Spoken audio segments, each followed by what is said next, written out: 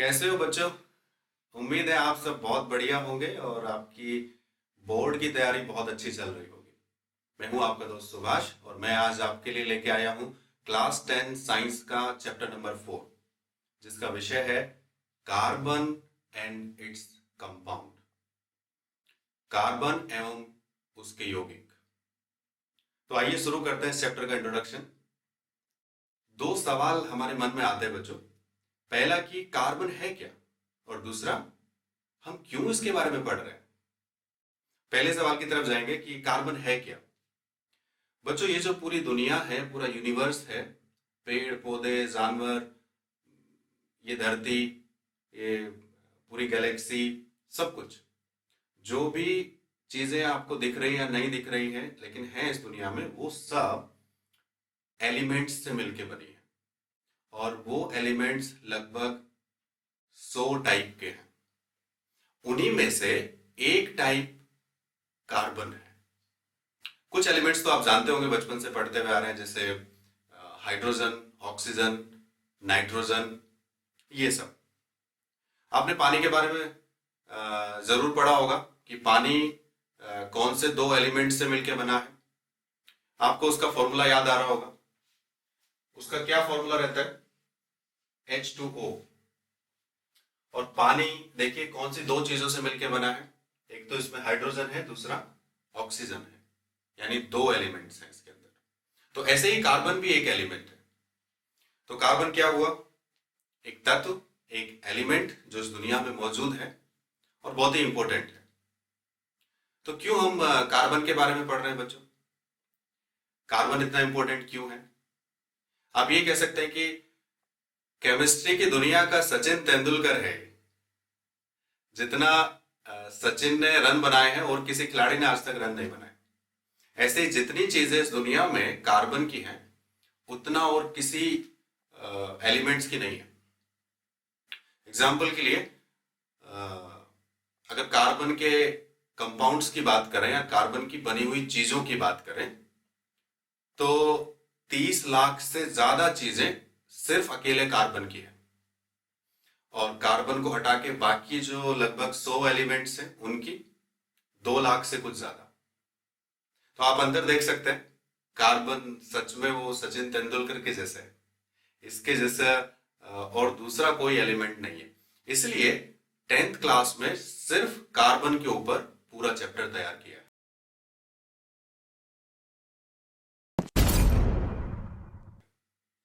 तो आपको समझ आ गया होगा बच्चों क्यों ये इतना इंपॉर्टेंट है। अब आप इसके अगर एग्जाम्पल देखना चाहते हैं कि ये कहाँ कहाँ मिलता है, हमने तो देखा नहीं कभी कार्बन। हाँ, कार्बन आंखों से नहीं दिखता, हम जानते हैं, लेकिन इसकी बनी हुई चीजें हम सब आज इस्तेमाल कर रहे हैं। सुबह से लेकर शाम तक ज्यादातर चीजें हम सिर्फ और सिर्फ कार्बन की इस्तेमाल करते हैं बच्चों। जैसे सुबह अगर ब्रश करना है तो प्लास्टिक का है ब्रश, और प्लास्टिक की हर चीज कार्बन की है। टूथपेस्ट वो भी कार्बन का है। नहाने के लिए साबुन इस्तेमाल करते हैं, शैम्पू इस्तेमाल करते हैं, वो कार्बन का है। तेल जो बालों में डालते हैं वो कार्बन का है। क्रीम कार्बन की है। कोई भी ब्रेकफास्ट आप करते हैं, चाय पीते हैं, दूध पीते हैं, कॉफी पीते हैं, टोस्ट खाते हैं, ब्रेड खाते हैं, पराठा खाते हैं, सब्जी खाते हैं, सब कुछ कार्बन का है। हमारे कपड़े कार्बन के हैं, बैग, कॉपी, पेन, पेन की इंक, सब कुछ कार्बन का है। प्लास्टिक की हर एक चीज जो आपके घर में है या स्कूल में है या आपके बैग में है, जैसे पेन, वो सब कार्बन के हैं। फ्यूल यानी ईंधन, जैसे पेट्रोल, डीजल या मिट्टी का तेल या एलपीजी या सीएनजी, हर एक चीज कार्बन की है। तो आप नजर दौड़ाकर देखिए बच्चों, आपके आसपास कौन कौन सी चीजें कार्बन की हैं। आप पाएंगे ज्यादातर चीजें जो भी इस्तेमाल करते हैं हम, सब कुछ कार्बन का है। और अगर हम बीमार हो जाते हैं, दवाई खाते हैं, हर एक दवाई ऑलमोस्ट प्योर कार्बन की है। प्योर का मतलब यानी बिल्कुल कार्बन ही है, दूसरी चीजें भी उसमें मिक्स है, लेकिन ज्यादातर कार्बन है। तो आपको समझ आ गया होगा कि कार्बन क्यों हम पढ़ने जा रहे हैं, क्यों इंपॉर्टेंट है। क्योंकि कार्बन पर हम निर्भर हो चुके हैं। कार्बन के बिना हमारी जिंदगी नहीं है बच्चों। कार्बन के ऊपर पूरा डिपेंड हो गए हम। कार्बन की हर एक चीज कार्बन की है इस दुनिया में ज्यादातर। तो चलिए शुरू करते हैं इसका इंट्रोडक्शन। इसकी खासियतों के बारे में देखेंगे। कार्बन की खासियतें क्या हैं, क्यों इसने इतनी सारी चीजें बना दी दुनिया में जो बाकी एलिमेंट्स नहीं बना पाए, ऐसी क्या खासियत है इसकी। आइए कुछ खासियतों पर चर्चा करते हैं बच्चों, एक एक करके। पहली खासियत है इसकी वैलेंसी। अब ये वैलेंसी क्या होती है, हिंदी में कहते हैं इसको संयोजकता।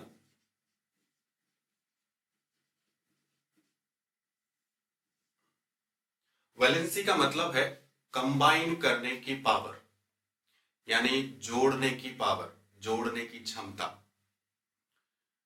मैं अगर सोचिए दो लोगों को अपने साथ जोड़ सकता हूं, दोस्ती कर सकता हूं, तो मेरी वैलेंसी या संयोजकता 2 है। तो जोड़ने की पावर, कौन एलिमेंट दूसरे कितने एलिमेंट्स को जोड़ पाता है अपने आप से, उसे कहते हैं वैलेंसी या संयोजकता। उदाहरण के लिए अभी आपने देखा कि H2O हाइड्रोजन और ऑक्सीजन से मिलकर बना है। आप ध्यान दीजिए बच्चों, ऑक्सीजन ने कितने हाइड्रोजन यहां जोड़ रखे हैं अपने साथ में, 2। इसका मतलब ऑक्सीजन की वैलेंसी कितनी है, 2। कार्बन की वैलेंसी फिर कितनी है, कार्बन की वैलेंसी है बच्चों 4। और 4 को साइंस में बोलते हैं टेट्रा, और उसके आगे वर्ड लगाएंगे हम लोग वैलेंट। यानी कि कार्बन कैसा है, टेट्रा वैलेंट। और कार्बन का चिन्ह क्या है, ये तो आप सब जानते हैं। कार्बन का चिन्ह क्या है, कार्बन का चिन्ह है C। ओके, और इसकी वैलेंसी है 4। यानी ये अपने आप से 4 चीजों को चारों तरफ जोड़ सकता है। ये बहुत ही खास बात है इसकी। और भी कई चीजें हैं जिनकी वैलेंसी 4 होती है, लेकिन वो ज्यादातर चीजों को अपने आप से जोड़ नहीं सकते। ये बहुत ही खास बात है कार्बन में। तो वैलेंसी एक तो, और दूसरी चीज इससे भी इंपॉर्टेंट वो है कैटनेशन पावर। कैटनेशन, और कैटनेशन का हिंदी में मतलब है श्रृंखलन।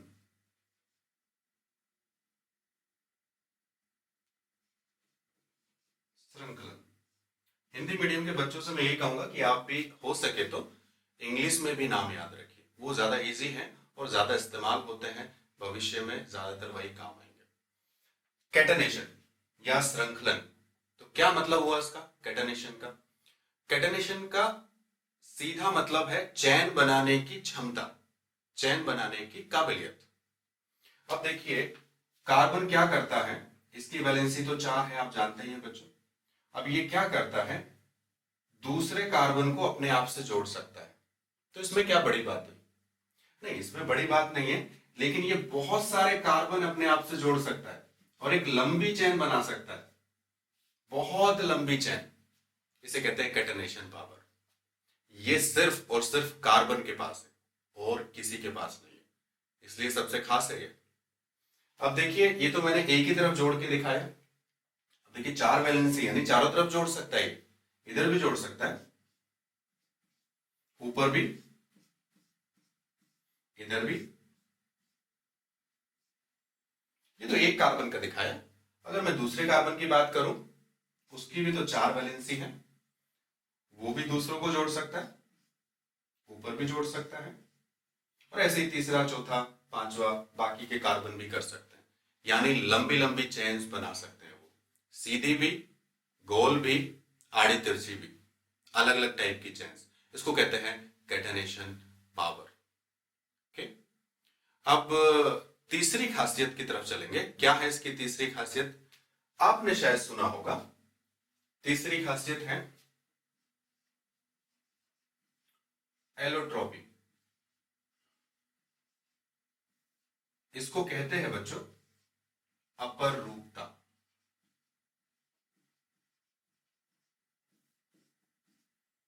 तो एलोट्रॉपी का मतलब क्या हुआ? एलोट्रॉपी का मतलब है सीधे कि कार्बन अलग अलग रूपों में पाया जाता है, यानी कार्बन और दूसरे कार्बन जुड़कर अलग अलग स्ट्रक्चर्स बनाते हैं, अलग अलग संरचनाएं बनाते हैं।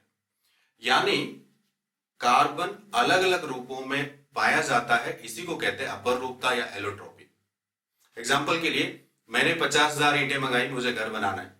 मेरे पड़ोसी ने भी 50,000 ईंटें मंगाई, बिल्कुल सेम जगह से सेम ईंटें, नंबर भी सेम है, लेकिन पड़ोसी ने घर का कुछ अलग डिजाइन बनाया और मैंने अपने घर का कुछ अलग डिजाइन बनाया।